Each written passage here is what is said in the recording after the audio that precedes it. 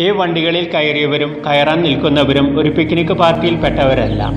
മഡഗാസ്കറിൽ മുറുണ്ടാവ രൂപതയിലെ മിഷണറിമാരാണ്, സന്യസ്തരാണ്. ഫെബ്രുവരി 2-ാം തീയതി ഈശോയുടെ സമർപ്പണ തിരുനാളായിരുന്നു.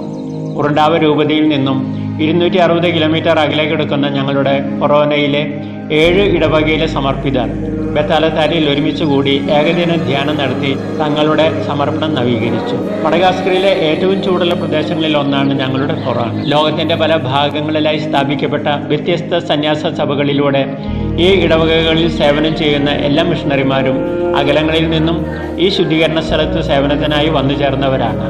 അവരുടെ സംഗമമായിരുന്നു ബെത്താലത്താലിയിൽ നടന്നത്.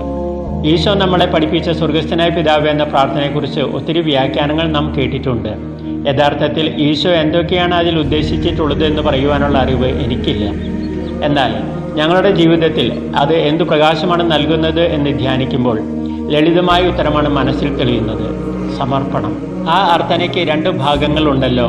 ആദ്യത്തേത് സൃഷ്ടാവായ സർവേശ്വരനെ ബന്ധപ്പെടുത്തിയും രണ്ടാമത്തേത് അവിടുത്തെ സൃഷ്ടിയായ മനുഷ്യരെ ബന്ധപ്പെടുത്തിയും.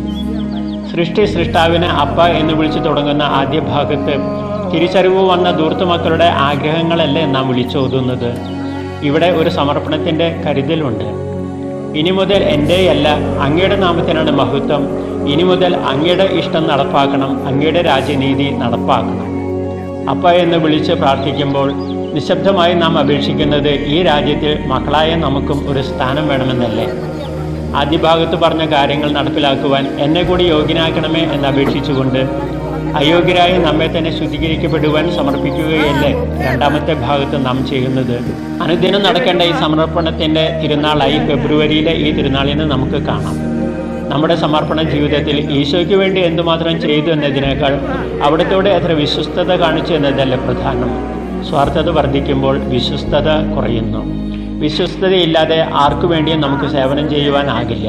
അത് വീട്ടിലായാലും നാട്ടിലായാലും ഭരിക്കുന്നവരായാലും ഭരിക്കപ്പെടുന്നവരായാലും. സ്വാർത്ഥതയുടെ അന്ധകാരത്തിൽ സ്വയം മെഴുകുതിരികളാകുന്ന സമർപ്പിതരുടെ വിശ്വസ്തതയ്ക്ക് കോട്ടം തട്ടാതിരിക്കുവാൻ അവർക്കായി ഇത്തരുണത്തിൽ നമുക്ക് പ്രത്യേകം പ്രാർത്ഥിക്കാം.